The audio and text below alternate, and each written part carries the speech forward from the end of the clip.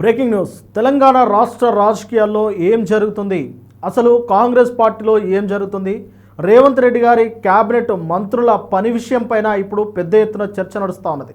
నిజంగా ఆయన క్యాబినెట్లోని మంత్రులంతా సమర్థులేనా, లేదంటే అసమర్థులకు వారు మంత్రి పదవులు కట్టబెట్టారన్న చర్చ ఇప్పుడు జోరుగా నడుస్తూ ఉన్నది. ఎందుకంటే ఇటీవల ఒక్కొక్క మంత్రి తమ తమ పని విధానాలపైన వస్తున్న విమర్శలపైన స్పందించాల్సి వస్తుంది. అసలు వారు సమర్థవంతమైన మంత్రులే అయినప్పటికీ తమ పని చేసుకొనియకుండా కొంతమంది పార్టీలోని వ్యక్తులు తమకు అడ్డు పడుతున్నారన్నట్లు వారు వ్యాఖ్యానిస్తూ ఉన్నారు. దీనిపైన ఇప్పుడు తెలంగాణ రాష్ట్ర రాజకీయాల్లో అసలు ఏం జరుగుతుంది అన్న చర్చ నడుస్తూ ఉన్నది.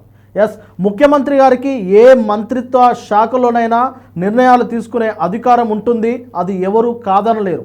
కానీ ఆయన నిర్ణయాలు తీసుకుంటున్నారంటే ఆయా శాఖలు కేటాయించిన మంత్రుల అసమర్థత పైన ప్రశ్నలు వస్తాయని ముఖ్యమంత్రి గారికి తెలియదా అన్న ప్రశ్నలు వినిపిస్తూ ఉన్నాయి. ఒకవేళ అసమర్థులైన మంత్రులు ఉన్నారు కాబట్టే ముఖ్యమంత్రి గారు ఆయన స్థానంలో నిర్ణయాలు తీసుకుంటున్నారు అంటే మరి అసమర్థులకు మంత్రి పదవులు ఎందుకు ఇచ్చారు? దేనికైనా భయపడిచ్చారా? దేనికన్నా లోబడి ఇచ్చారా? అసలు ఎందుకోసం అసమర్థులకు మంత్రి పదవులు ఇచ్చారన్న మరొక ప్రశ్నలు వినిపిస్తూ ఉన్నాయి. గతంలో బీఆర్ఎస్ హయాంలో ఇలాంటి పరిణామాలు, ఇలాంటి పరిస్థితులు పెద్దగా రాలేదు. కేవలం మొదటిసారి 2014లో బీఆర్ఎస్ పార్టీ తెలంగాణ రాష్ట్రంలో ఏర్పడినప్పుడు ఒకే ఒక మంత్రి పైన వేటు పడింది. అది కొన్ని కారణాలు ఉన్నాయనేది అప్పటికి బోగట్ట. అయితే అసలు విషయాలు మాత్రం తెలియదు. మంత్రి పదవి నుంచి బర్తరఫ్ చేయడం జరిగింది కేసీఆర్ గారు. ఆ స్థానంలో ఎమ్మెల్సీగా ఉన్న కడియం శ్రీహరి గారిని తీసుకొచ్చి ఉప ముఖ్యమంత్రిగా ఆయనకు స్థానం కల్పించారు.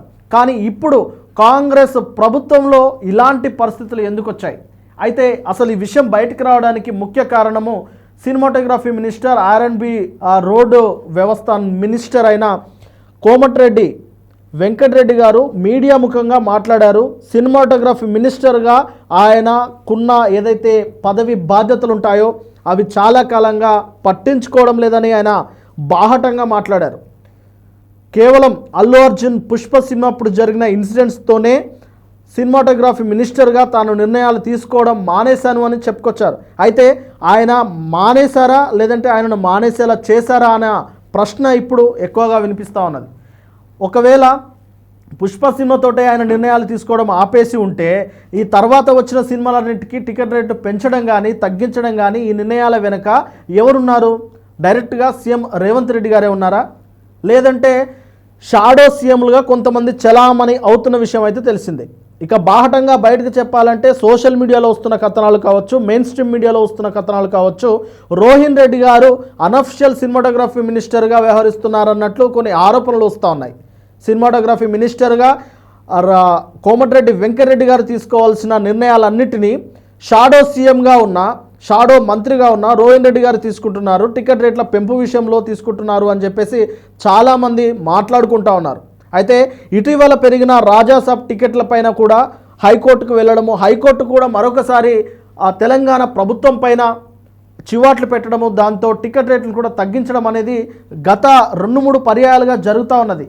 అంటే వీరు పెంచడము, ఆ తర్వాత ఎవరో ఒకరు హైకోర్టులో పిటిషన్ వేయడము, హైకోర్టు విచారించిన తర్వాత వీరిపైన మొట్టికాయలు వేయడం చూస్తూ ఉంటే ఇది తెలంగాణ ప్రభుత్వానికి మంచి పేరు వస్తుందా, చెడు పేరు వస్తుందా? దీనిపైన సమీక్షించుకోవాల్సిన బాధ్యత సీఎం రేవంత్ రెడ్డి గారికి ఉంటుందా లేదా అనే చర్చ మరొకసారి నడుస్తూ ఉన్నది. నిజంగా అసలు అన్ని మంత్రిత్వ శాఖలపైన నిజమైన కమాండ్ రేవంత్ రెడ్డి గారికి ఉందా, లేదంటే ఆయన దగ్గర పనిచేస్తున్న, ఆయనతో సన్నిహితంగా మెలుగుతున్న వారే ఆ అన్ని మంత్రిత్వ శాఖలపైన కమాండ్ వహిస్తున్నారా అన్న చర్చ నడుస్తూ ఉన్నది. అయితే ఇటీవల కోమటిరెడ్డి వెంకటరెడ్డి గారి ప్రస్తావన వచ్చింది. అంతకుముందు రవాణా శాఖ మంత్రులుగా ఉన్న పొన్నం ప్రభాకర్ ఆయన ప్రస్తావన వచ్చింది. ఆయన కూడా ఆయన మంత్రిత్వ శాఖలో సరైన క్రమంలో నిర్ణయాలు తీసుకోవడం లేదు అన్న ఆ పరిస్థితులు అయితే వచ్చాయి. దాని తర్వాత కొండా సురేఖ దేవాదాయ శాఖ మంత్రిగా, పర్యావరణ శాఖ మంత్రిగా ఉన్న కొండా సురేఖ విషయంలో కూడా ఇలాంటి పరిణామాలు చోటు చేసుకున్నాయి.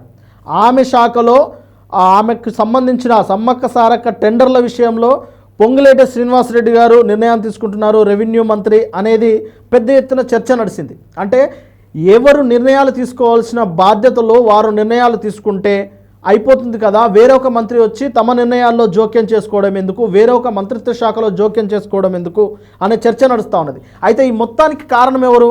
మొత్తానికి ఎవరు అంటే బాస్, వీరందరికీ శాఖలన్నిటికీ బాస్ ఎవరు? సీఎం. మరి సీఎం స్థానంలో ఉన్న రేవంత్ రెడ్డి గారు ఎందుకు వీరిని కట్టడి చేయడంలో, లేదంటే వీరి పరిపాలనను వారు సవ్యంగా తీసుకోవడంలో వీరు విఫలమవుతున్నారని తెలిసినప్పటికీ సీఎం రేవంత్ రెడ్డి గారు ఎందుకు వీరిని కట్టడి చేయడం లేదు అనే ప్రధాన చర్చ నడుస్తూ ఉన్నది. అయితే గవర్నమెంట్ ఫ్లాప్ అయింది, గవర్నమెంట్ ఫెయిల్ అయింది, గవర్నమెంట్ అట్టర్ ఫ్లాప్ అంటూ బీఆర్ఎస్ శ్రేణులు పెద్ద ఎత్తున రచ్చ చేస్తున్న ఇంతవరకు ఏ మంత్రి కూడా బాహాటంగా ప్రెస్ మీట్ పెట్టలేని పరిస్థితి. కేవలం రేవంత్ రెడ్డి గారు ప్రెస్ మీట్ పెట్టి మాట్లాడితే ఆయన మాట్లాడతారు, ఆయన మాట్లాడితేనే మాట్లాడతారు తప్ప ఆయనకు ఎదుర్కోవడానికి, ఆయనకు ఎదురుగా ఆయనకు ఒక లేయర్ లాగా పనిచేయడానికి మంత్రులు ఎవరు సఫలీకృతం అవడం లేదు, ఈ మంత్రులు ఎవరు పనిచేయడం లేదనేది మరొక విమర్శ వినిపిస్తూ ఉన్నది. ఇన్ని విమర్శల నడుమ ప్రభుత్వాన్ని నెట్టుకుంటూ వస్తున్నది కేవలం రేవంత్ రెడ్డి గారే అనే చర్చ నడుస్తూ ఉన్నది. నిజంగా ఇది ఇలాగే కొనసాగితే తెలంగాణలో కాంగ్రెస్ పార్టీ ఏర్పాటు చేసిన ప్రభుత్వము ఇది ఖచ్చితంగా ఒక మచ్చు తునకలాగా తనకు మచ్చ వచ్చే పరిస్థితి కూడా కనిపిస్తూ ఉన్నది. ఈ అన్ని పరిస్థితులను అటు బీఆర్ఎస్ అధినేత కేసీఆర్ గారు అస్త్రంగా మార్చుకొని రాబోయే ఎన్నికల్లో కాంగ్రెస్ పార్టీపైనే అస్త్రాలు గుప్పించే అవకాశం కనిపిస్తూ ఉన్నది. ఖచ్చితంగా బీఆర్ఎస్ 2 పర్యాయాలు పాటు ఆ ఏకచక్రాధిక్యం పాటించిన బీఆర్ఎస్ పార్టీని కాదని ప్రజలు కాంగ్రెస్ పార్టీకి పట్టం కట్టినప్పుడు ప్రజల అభిష్టాల మేరకు కాంగ్రెస్ పార్టీ నడవాలి, కానీ ఎవరి అభిష్టాల మేరకు కాంగ్రెస్ పార్టీ ప్రభుత్వం నడుస్తుంది అనే చర్చ ఇప్పుడు తెర పైకి వచ్చి నడుస్తూ ఉన్నది. అంటే తెర పైన ఇదే చర్చ నడుస్తూ ఉన్నది. మంత్రులు తమ పనులు చేయలేకపోతున్నారు, ముఖ్యమంత్రి గారు అన్ని మంత్రిత్వ శాఖలో ఆయన నిర్ణయాలు తీసుకుంటున్నారు, అంతేకాకుండా సీఎంఓలో కూడా కొంతమంది పెత్తనం జరుగుతూ ఉన్నది. అంటే ఇలాంటి పరిణామాలు ఖచ్చితంగా తెలంగాణ రాష్ట్రానికి కూడా మంచిది కాదనేది విశ్లేషకుల అభిప్రాయం. ఖచ్చితంగా రాజకీయ విశ్లేషకులు, రాజకీయ ఉద్దండులు రేవంత్ రెడ్డి సర్కార్ను అయితే తీవ్రంగా హెచ్చరిస్తూ ఉన్నారు.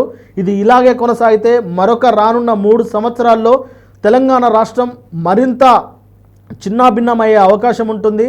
ఇతరులు ఇప్పటికే అటు జనసేన పార్టీ, అటు టీడీపీ పార్టీ కూడా ఇటు తెలంగాణలో పోటీ చేయాలని భావిస్తూ ఉన్నది. వీటన్నిటికీ సంధిస్తున్నది ఎవరు?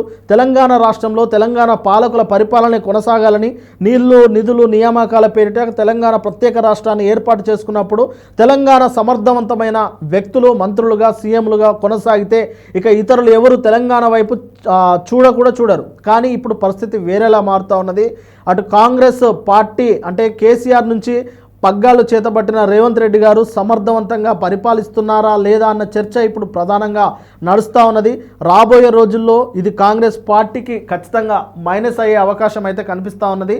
చూడాలి మరి ఈ వ్యవహారం పైన, ఈ చర్చ పైన సీఎం రేవంత్ రెడ్డి గారు సీరియస్గా ఫోకస్ చేస్తారా లేదా అని.